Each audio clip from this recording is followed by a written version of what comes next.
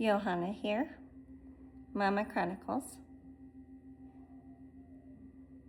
One of the major purposes, well, I have to say, one of my upfront purposes for doing this YouTube channel and filming this is to get messages to my children. Things happen in life, and it doesn't always have to be death, where there's just unsaid things. And as a mom, I want each of my children to have a love letter from me. Because tomorrow's never promised for me or for them. So today, I've already done a love letter for Tom. So today, I'm just going to go in order. And so today is for my daughter, Renae, my oldest daughter. And here we go. She's 32 at the time of me filming this. We work together. And she works for me. But I'm going to say together because truly it's a together business. There's not a whole lot of separation. We just have different roles in the company. And this particular daughter, we have an amazing relationship. It hasn't always been that way, as you can imagine. Teenage daughters never get along with their mother, period. And the other thing that I do want to point out is this is also in our society, a society time of where adult children are alienating parents, and it's on an epidemic level. And that is one of the beautiful things about Renae. When she was about 20, she came home and she goes, "Mom, someone asked me about you." And they're like, "Oh, I love your mother," and this and that. And they were speaking of things that she didn't even know of. And she had this epiphany moment. And the way it came across, she came home, she told me the story. "Hey, so-and-so, I ran into them. Praises, love, adore you." And in that moment, Mom, I realized I only knew you and know you now in the role as mother. And that you're this whole other person that I don't know. And so she just started asking different questions about me as a person. And Camille, Renae, you have always had a gift of seeing your parents that were people. You know, we're not perfect. In my imperfect way, I love you perfectly. And it is so true. None of us are perfect. There isn't a child out there that could not come up with something where their parents have done something to hurt you, and a lot of times without even knowing. There's no way of going through this life without having infractions. And the ones that we love the most, you know, a lot of times those are the most tender wounds, because if we didn't love each other, it wouldn't hurt. You know, so I love the fact that you have the insight to see me as a person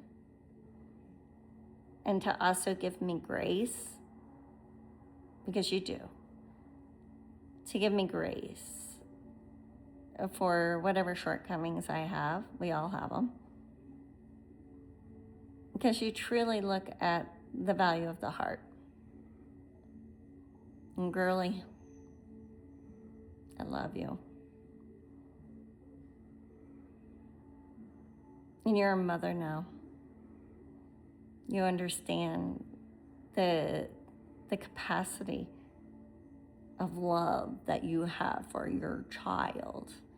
And I know that was a big turning moment for you also, to understand on a whole other level. Because I don't know, for you, there isn't anyone that I love as much and as deeply as my children, period. And I have a great capacity to love. And I have a wonderful man and partner in my life, and I love him dearly. But that love is different than what I have for my children that are a part of me. Little story, Renae. I know you've heard me tell this story, but I'm going to tell it here just to bring it back, because who knows, it might be tomorrow you watch us, or it might be 30 years down the road. So I just want to remind you of this little story of you guys were 13 years between oldest to youngest, and Dad was not helpful with you guys during the night, and I was struggling. We all have asthma. I have asthma. You all have asthma. So any type of virus really hit hard in the house, and I would go around just out of exhaustion doing nebulizer from one child to the next, giving myself breathing treatments, falling asleep, going to the next one. I mean, I have so many crazy stories on me trying to nurse all the kids back to health, because you can't have just one child get sick. Of course, everyone has to get sick. And this one night, I mean, you guys were just dropping like flies as far as like waking up, crying, and needing me. And I was just struggling to get to everyone. And you look like a little precious moment doll. In fact, you still do when you're 32. But to give you the image, very tiny, very petite, for your age, you look like a walking, talking little doll. And I looked down the hallway, and you were dragging pillows and blankets towards my bedroom. And and I'm taking care of kids, so I'm just let you do your thing, and you start systematically on the floor next to the bed of myself. You started putting the pillows and the blankets, and then you start helping me tend to your siblings to get them comfortable, get them in a spot where you and I could take care of everyone. Your heart is so big, and I know you think you're prickly. Girl, you have such a tender, kind heart.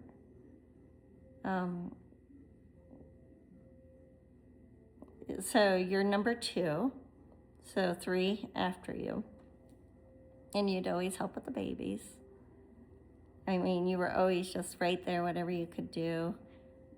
And, you just had a need to nurture and to mother them, and you still do it.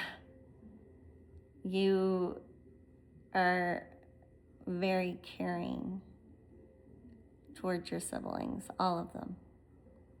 And they each have different needs. And you are still really good about reaching in there. And as a mom, because I can't always reach in and get to the part that needs help, but I've noticed, and right now, and it changes to which one that is. It's like we tag team. And if I can't get there, you can. And if they're mad at me and don't want to come to me, they come to you. And it is a tribe. And we pull together, and I'm not selfish about my role as a mom. Like, I'm okay.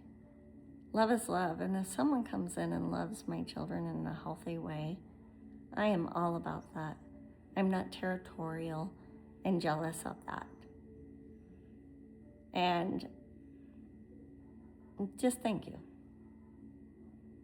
Thank you for loving me that way, loving your siblings that way, loving your husband that way. Right now you have one child. I don't know if that'll change, but loving my grandchild that way. You just make the world a better place. And you are my violin player. I remember one really dark time in my life where I was just paralyzed. Really, really, really struggling. And this daughter, as you know, I'm talking directly to you, play classical violin, but for those that are watching, classical violin, and you came in the room, and you're a teenager. Let's set up your music stand and just played beautiful classical music for me.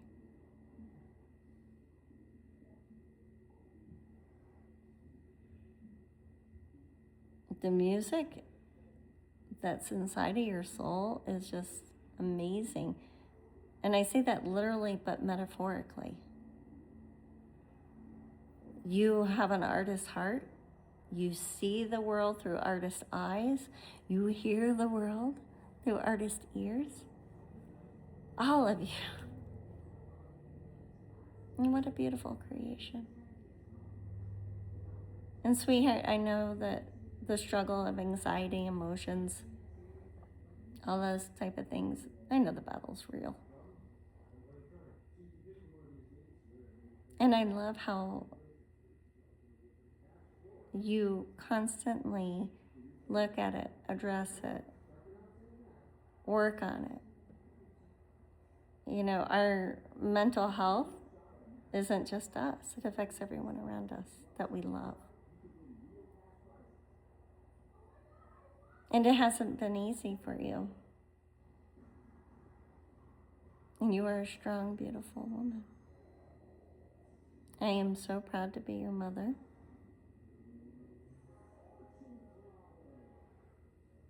And I don't claim to take part.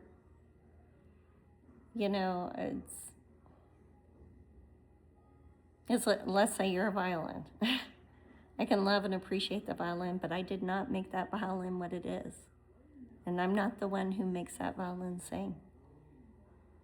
I'm just the one who has it, the steward of it, the keeper of it.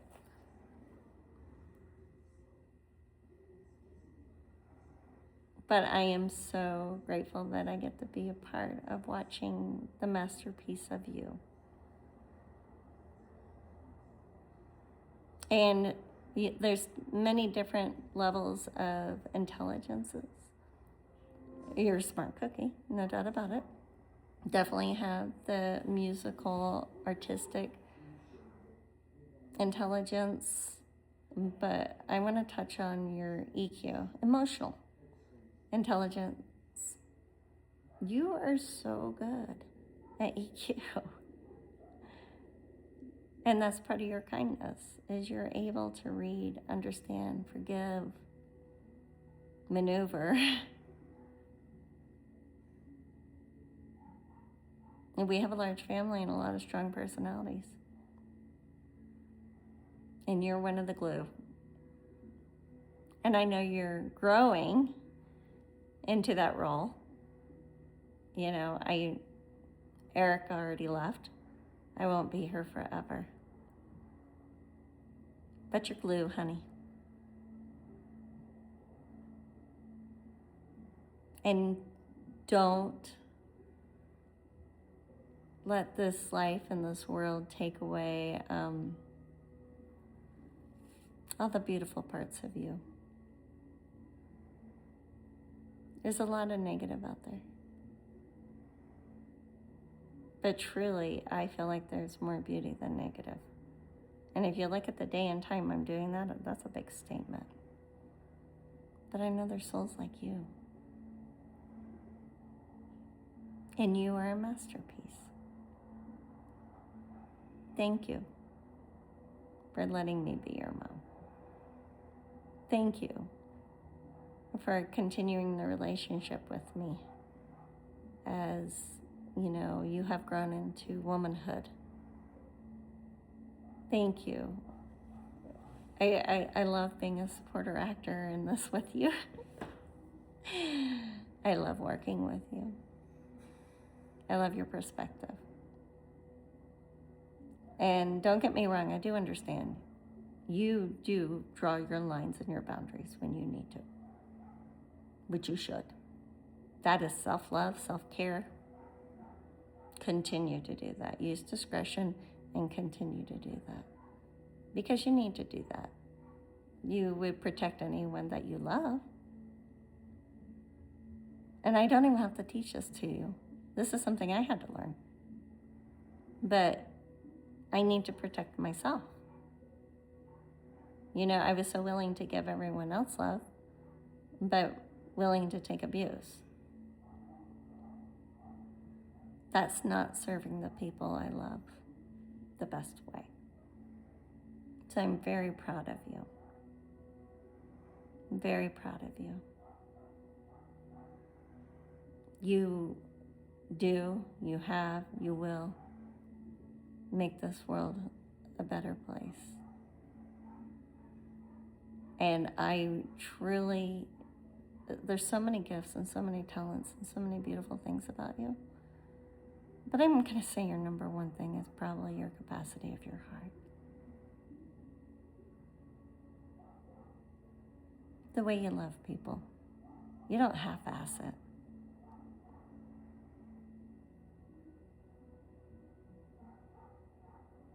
Not at all. You authentically, genuinely love and care for your people. And I am very grateful that I get to be counted among those. And I'm pretty sure I have said all these things to you. But just in case I haven't,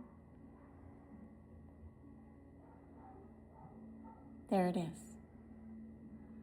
And when you watch this, like I said, I might not even be here on this earth anymore.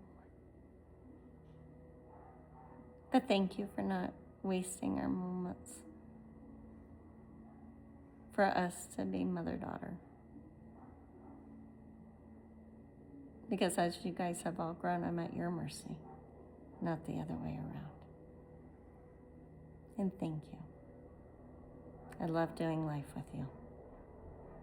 Keeping you a beautiful girl. No matter what age this finds you. Keeping you. I love you. I love you more than every cell in my body, every breath in my body. We are biologically part of each other, but it's more than that. Even on the intellectual and spiritual level, we are bound. And I couldn't think of another person that I'd rather be tied to for my older daughter. Love you, Ladybug.